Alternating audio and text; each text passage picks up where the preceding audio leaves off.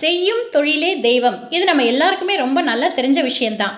யாராவது ஒருத்தர் தன்னுடைய பணியில் அல்லது மெஷினரிஸில் செயல்படும் போது அது மற்றவர்களுக்கு ஆபத்து விளைவிக்கக்கூடியதாக இருந்தால் அதுக்கு அவரே பொறுப்பாளி ஆவார்.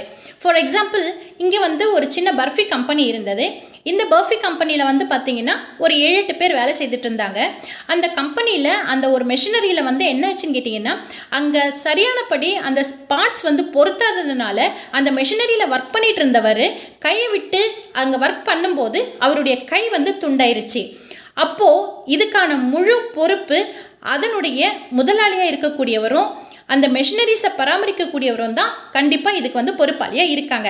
இது பிஎன்எஸ் சட்டம் 289 என்ன சொல்லுதுன்னா, இப்படியாக நெக்லிஜென்ட்டாக வேலை பார்க்குறவங்க கண்டிப்பாக சிறை தண்டனையும் 5000 ரூபாய் அபராதமும் அனுபவிச்சே தீரணும். Bye friends.